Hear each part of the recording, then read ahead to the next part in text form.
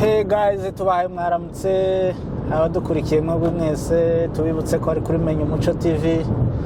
Ubu twizinduye ni mu gatondo ko muri Texas muri Amerika. Ubu ni 2:40. Murabona ko turi mu muhanda twerekeje muri Austin, capital ya Texas. Hari imyigaragambyo iza guhuza state yose atandukanye, ariko state ya Texas turaza guhurira aho bita muri Austin, niyo capital yo muri Texas. Harahurira amasiri agera kuri 4: San Antonio, Austin, Houston na Dallas. Ayo niyo masiri aza guhurira ahitwa muri Austin. Hari imyigaragambyo yamagana ubwicanyi bukorerwa abavuga ikinyarwanda muri Congo. Murabizi ko bushize hari abishwe za Kalima bakicwa imfumbi, bakabatwika ndetse bakaza no kurya inyama zabo. Ni urupfu ruteye ubwoba, ruteye agahinda. Muri urwo rwego rero abavuga ikinyarwanda bashaka kwamagana leta ya Congo kugira ngo ihagarike ubwo bwicanyi. Bimaze igihe so wenyine, murabizi ko abenshi bagenda bicwa mu buryo butandukanye kubera gusa uko basa nuko bavuga, bigatuma bicwa urupfu rudasobanutse. Aha rero ni umuhanda bita I-35, twerekeje muri Austin. Twizinduye kugira ngo tuze kumva impamvu y'iyo myigaragambyo, n'icyo bagamije, ndetse n'icyizere wenda bitanga kuri leta ya Congo nimba hari icyo yahindura kuri ubwo bwicanyi. Aha murabibona rero twizinduye mu cyakare. Ubu niyo twerekeje guys, abataraza muhaguruke duhurireyo twamagane ubwo bwicanyi burimo gukorerwa bene wacu. Aha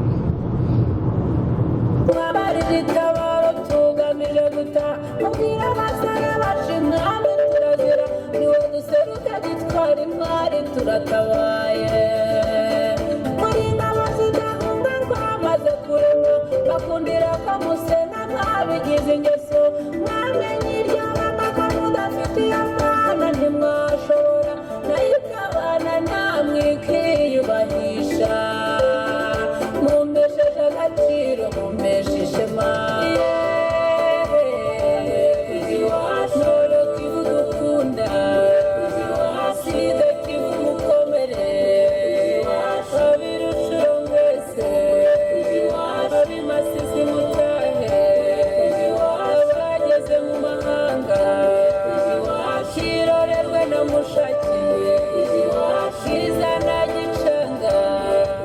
dukumbura iwacu guys. Turabasuhuje abo muri Noro naho muri Sud, mukomere.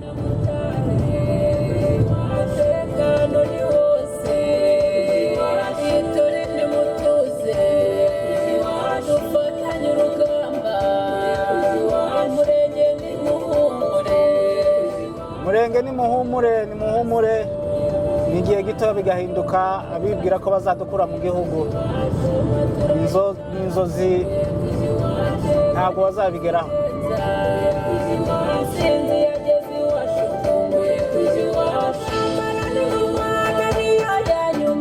tugamije gucyura abamaze mu mahanga kandi bafite iwabo, abana bakanywa amazi, amata y'inka zacanyobwa n'abaduhiga. Turambiwe kuba impunzi birakanyagwa, ugatangira ry'amagambo ngo ni Abanyarwanda, abandi ngo ni Uganda. Ntibyashoboka ko bariya bahungu batumarira abasoda. Mumbesheje agaciro, munkoreye izina, Noro kibudukunda. Abo muri Noro turabasuhuje, dukumbura iwacu dutahe, iyo niyo ntego. Abageze mu mahanga kirorerwe na Mushaki, Bwiza na Gicanga, Nzungu na Murambi, Munaga na Mutara.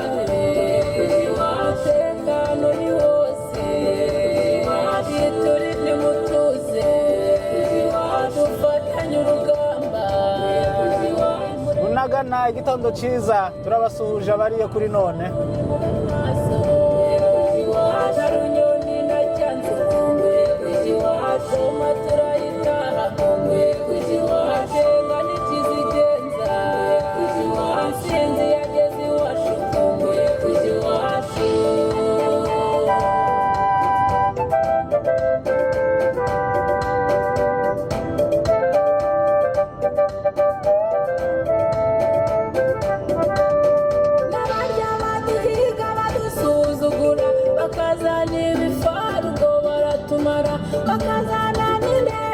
Kananirana babaye abahana bacu babigaragaje twebwe dufite imana ntitwananirwa neza abanyekongo murahaguruke turwanire ukuri kwacu ntituraha abanyarwanda Katubibutse ko uyu muhanzi yari umuhanzi ukomoka muri Noro, nabo turi kumwe mu bibazo ibyo bafite n'ibyo natwe dufite.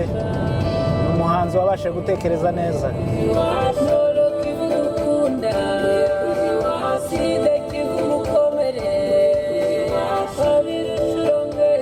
Sidi Kivu mukomere muhumure n'igihe kimwe bizakunda.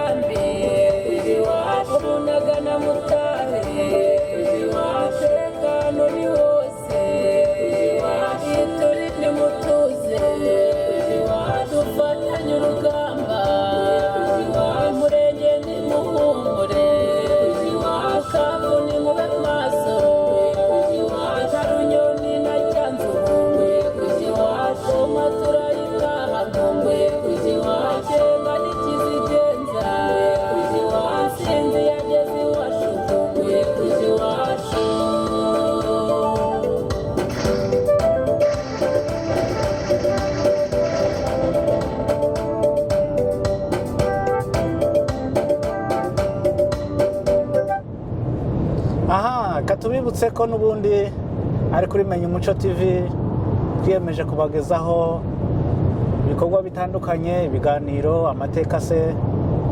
Niba rero utarakora subscribe turagusaba ko wayikora ndetse ugasharinga ibiganiro byacu, ugakora comment kugira ngo ibyo dusohoye byose uzibonera ku gihe. Niyo mpamvu rero twizinduye mu cyakare kugira ngo tubashe kumenya impamvu z'imyigaragambyo. Nibutse ko Abanyamulenge babimazemo igihe bicwa, imyaka 5 irashize guys, dufite leta irebera abantu bari kwicwa banyagwa ibyabo, leta ntacyo ibikoraho. Muri ubwo rwego rero abantu bakomeje gutakamba, tukaba tugiye gutakamba ngo turebe ko byibura iyo leta yagira ikihindura. Dukomeje kubabera rero. Hey guys, aha tugeze ni mu mujyi wa Austin, iyi niyo kapitale ya Texas uko twabibabwiye. Aha rero niho igikorwa kiza kubera, kiraza gutangira mu masaha 4 nibwo imyigaragambyo iza gutangira, twerekeza ku maofisi y'aba Senate kugira ngo dukomeze tugaragaza ikibazo abavuga Ikinyarwanda bahura nacyo muri Congo. Aha rero niho biza kubera, mwazibona inyubako zo muri Austin. Iyi ni Austin abatahazi. Traffic ni yose. Nizere ko n'abandi wenda bashaka kuba bahageze. Austin izuba ni ryose. Icyokere kirahari. Ndatekereza ko n'abari mu yandi ma state bashaka kuba batangiye.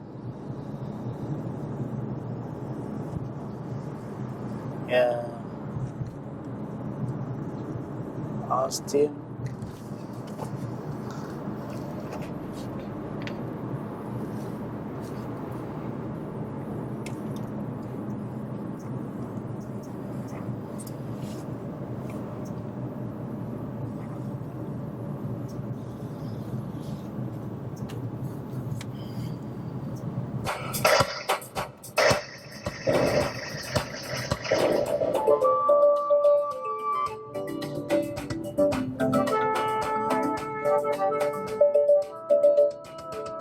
nabi ntacyo nakora kuri mbareza timwamarira itabaro tugamije guta mubwira amasara bashingambi turagira niwe duseruka gitwara imari turatabaye kuri ngabo zidahunga twamaze kurema bakundira ko musena mwabigize ingeso mwamenye iryo banga ko mudafitiye amana ntimwashora nayo ikabana namwe ikiyubahisha mumpesheje agaciro mumpeshe ishema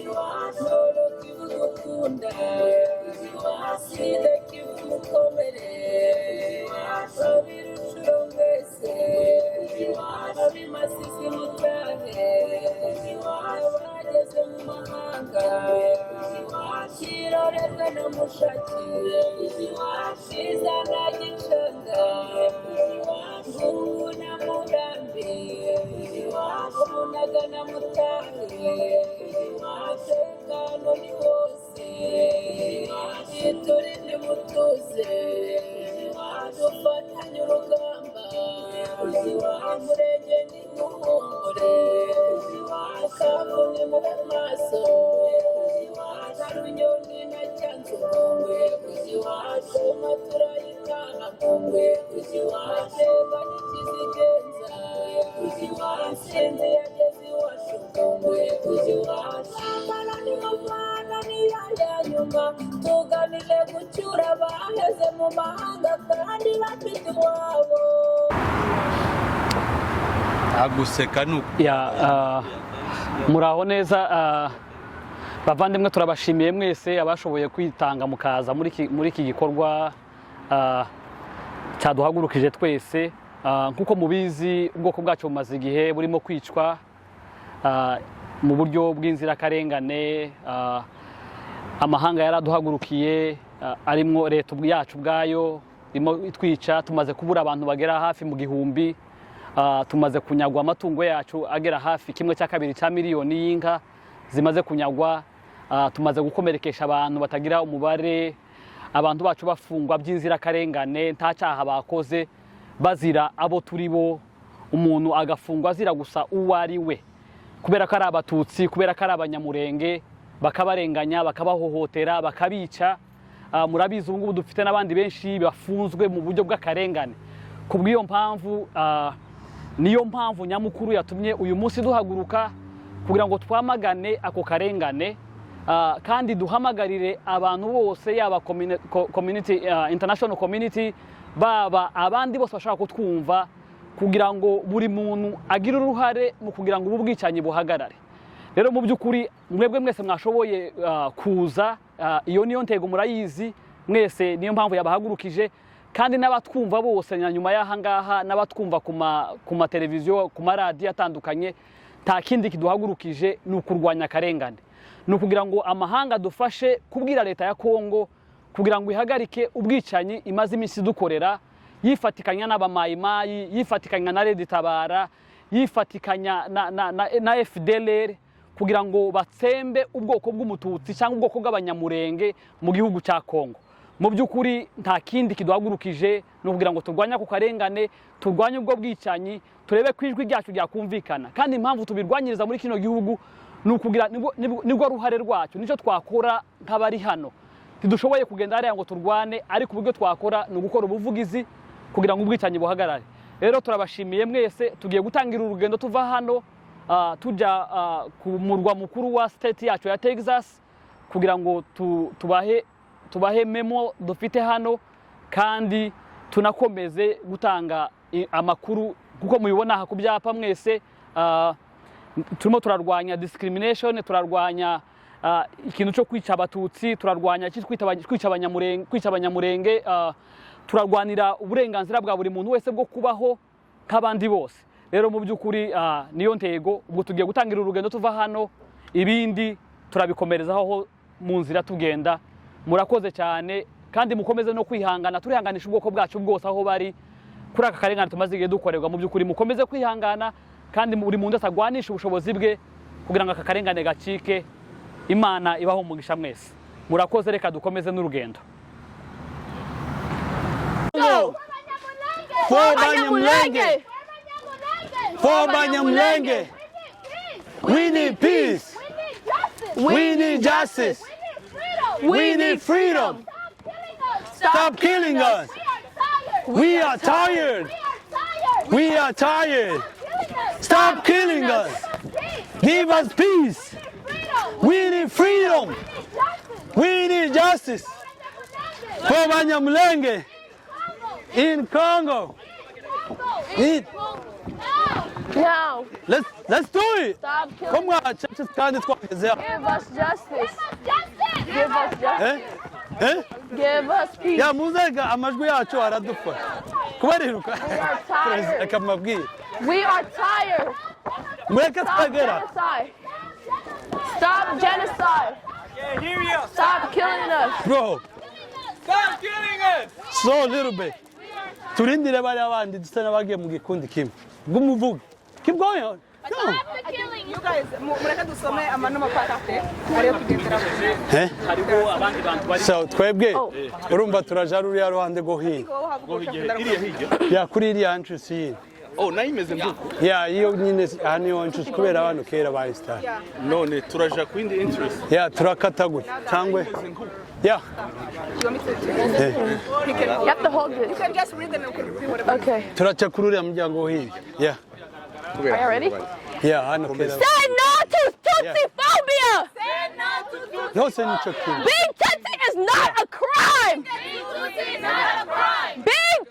not a crime. Uko tugira kubera hano kera bahagize. We need justice. Say no to Tutsi phobia. Ya haje Protect human rights. Protect human rights. Hano kandi wabona hari In abantu Tutsi phobia. In Tutsi phobia. DRC Congo is killing Tutsis. DRC Congo is killing Gende Tutsis. ruriya ruhande. Kandi abantu bose Ethnic murengeze murenge. discrimination must go. Ethnic discrimination must go. DRC is killing Tutsis. We need congressional hearings. We need congressional hearing. We need congressional hearings. We need congressional hearing. Being Abanyamulenge is not a crime. Being a Abanyamulenge is not a crime. Being Abanyamulenge is not a crime. Being a Abanyamulenge is not a crime. DRC is killing Tutsis. He must killing Tutsi. And Tutsi phobia. We need human rights. We need human rights. Protect human rights. Protect human rights. We need justice. We need justice. We need justice. We need justice. Being Abanyamulenge is not a crime. Being a Abanyamulenge is not crime. We need justice. We need justice. We need justice. We need justice. Stop killing us. Stop killing us. Stop killing Tutsi. Stop killing Tutsis. Stop killing Tutsi. Stop killing Tutsis. Where? Congo. Where? Congo. When? Now. Stop killing who? Tutsis. Stop killing who? Abanyamulenge. Being a Abanyamulenge is not a crime. Abanyamulenge is not a crime. Being a Abanyamulenge is not a crime. Abanyamulenge is not a crime. We need justice. We need justice. We need justice. We need justice. When? Now. When? Now. We need peace. We need peace. We need peace. We need peace. We need justice. We need justice. We need justice. We need justice. Where? Congo. Where? Congo. When? Now. Now. I want to know. Now. We need justice. We need justice. We need justice. We need justice. Stop killing us. Stop killing us. We want the world to know. Stop killing us. Oh man, somebody else. DRC is killing Abanyamulenge. Okay, let me see.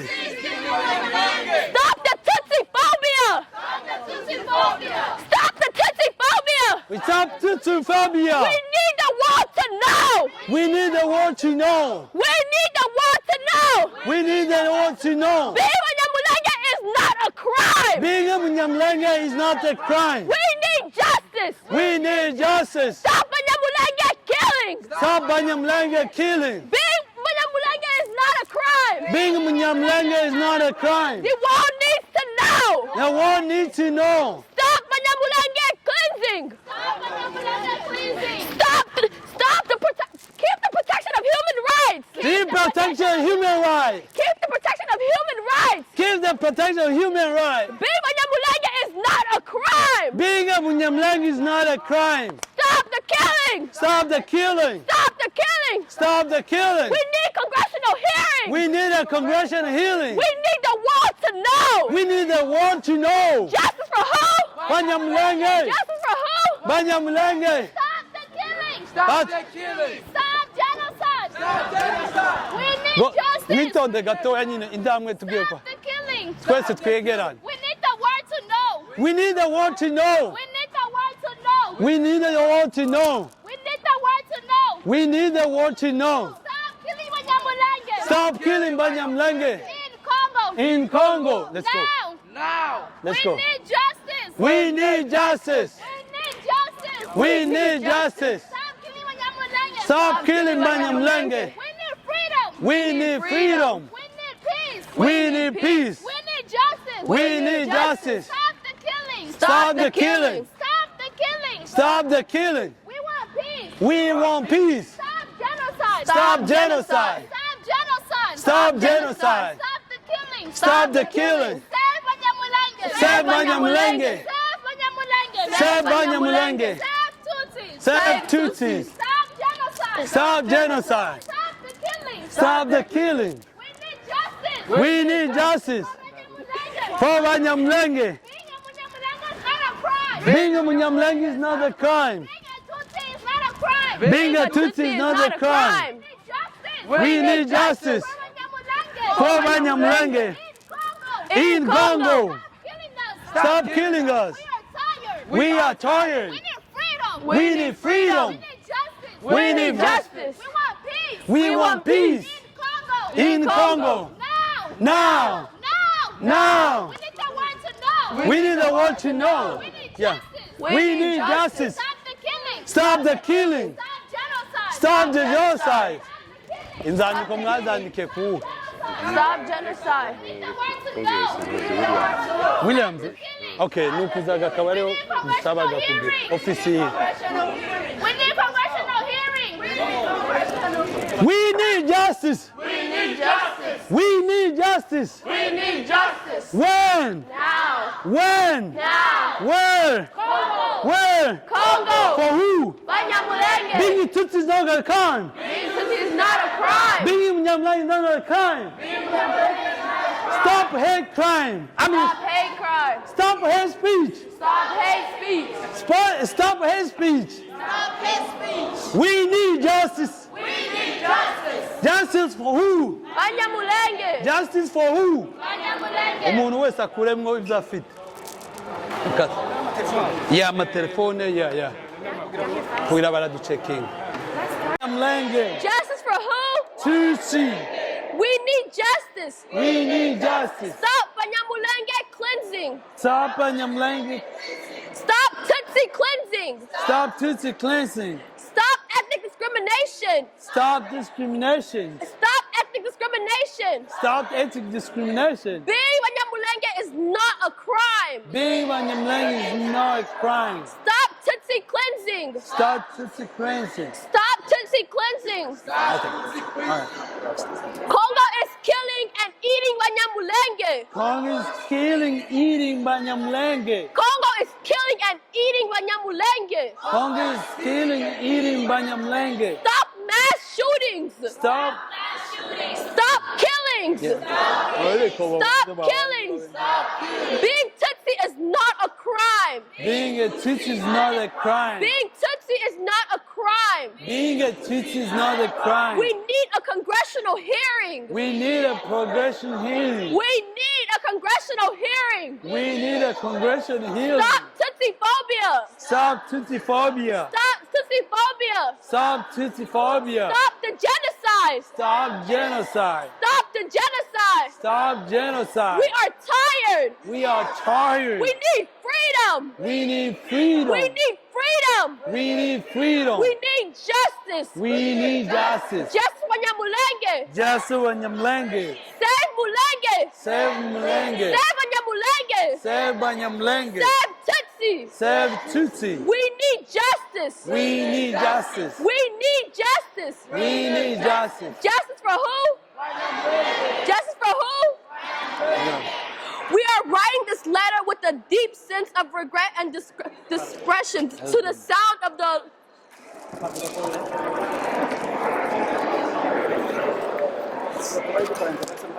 Yeah.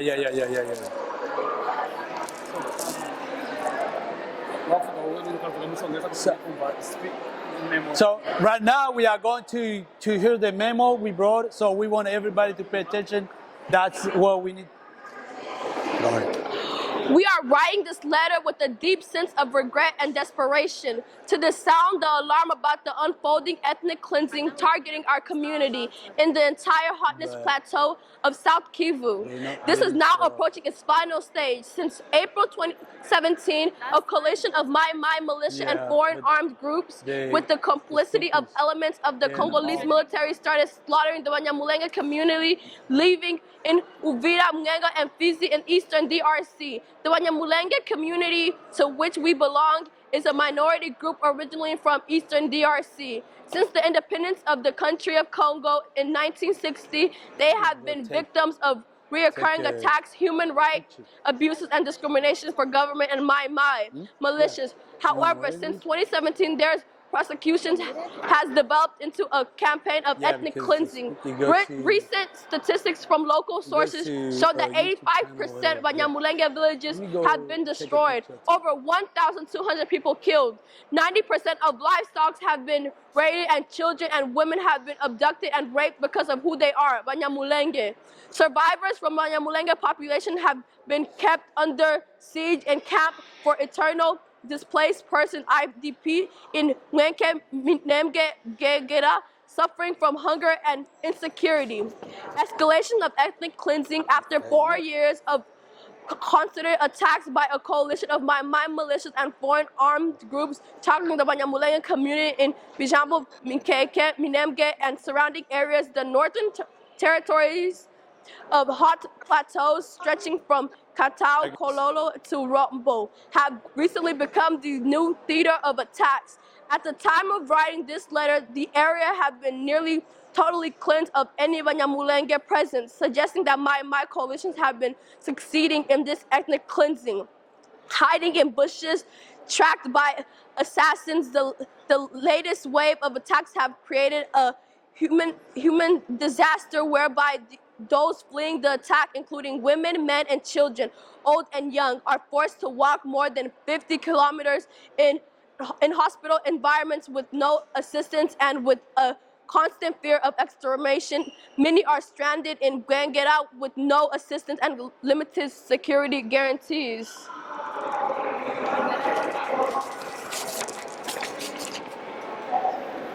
These are some of the things that have been going on the last year.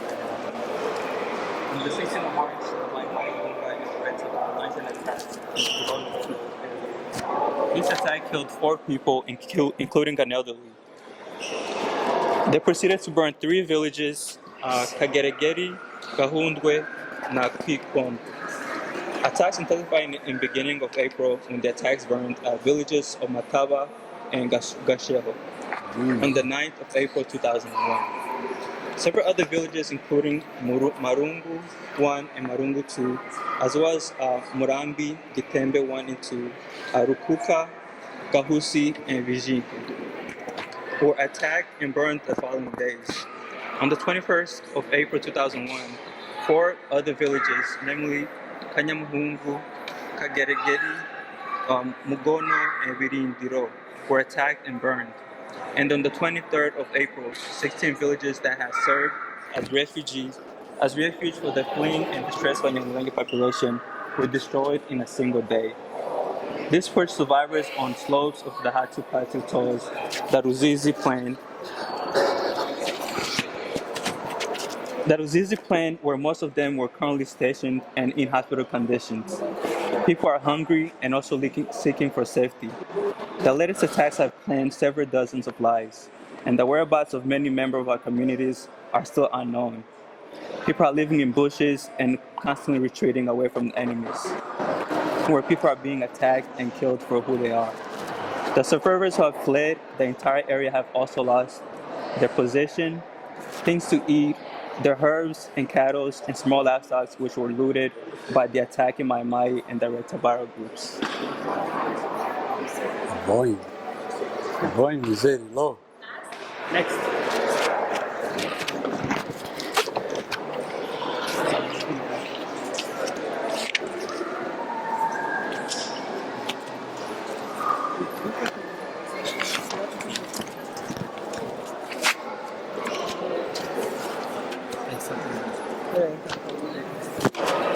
Kamushirira kusana kwenye. Komeza uvuge umushaka. Okay. Ashobora kuba makwashira mu gutwi. We are conscious of the fact that the inaction is often explained by the misguided reading of what is happening on the ground. Similar to the Rwandan context some 28 years ago, a dominant reading of what is happening on the Hots Plateau often captures the event in terms of inter-ethnic conflicts. Instead of empathizing with the Abanyamulenge civilians under sustainable attacks from several local armed groups recruiting from the ethnic communities and acting in close collaboration with the Red Tabara, with the documented complexity of elements of the Congolese military and public officials, several reports of the conflicts informed by disinformative campaigns often blame the victims. Even UN investigations on the ground have often displayed partial or misguided readings of the realities due to involved actors' limited engagement with the Abanyamulenge community. In a characteristic tendency to portray the events under ethnic lenses and balances the blame, reports have failed to give due attention to the plight of the small Abanyamulenge community assailed from all sides, both at the local and national level. The fact that a largely outnumbered Abanyamulenge minority community is undergoing this ordeal in this month of April, when the world remembers the genocide that targeted the Tutsi of Rwanda, with devastating episodes of international failures to intervene in places like Bisero, but also in other contexts such as the displaced international community's ironic inability to learn from past mistakes. While the Hawks Plateau area is difficult to access, the world cannot again hide behind the lack of knowledge or information on this avoidable tragedy. In addition to our past warnings on the foreseeable of what is currently happening, absent decisions to prevent the tragedy, MONUSCO has a sizable presence in the broad area and the dynamics leading up to the current situation, involving the sustainable in this anti-Abanyamulenge hate speech documented by the United Nations Joint Human Rights Office. MONUSCO's units on the ground have been passive specters of the unfolding tragedy. The forces have occasionally engaged in what is described by saviors as photo opportunity stunts, such as the visit in Konolo and Kiteme on 23rd April 2021, when attacks resulting in the destruction of 16 villages were taking place less than 10 kilometers from MONUSCO's position.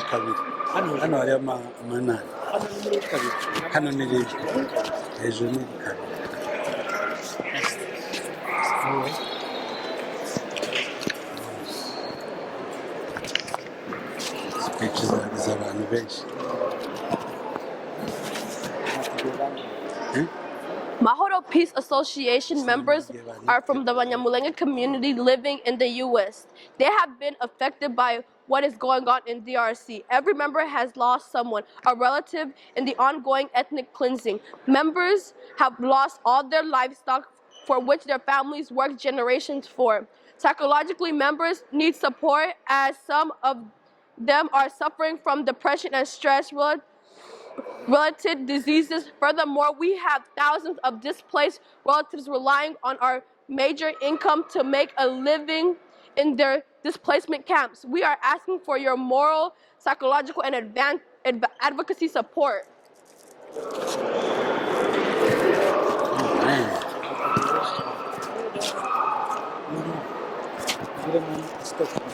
Yeah. Put it on here.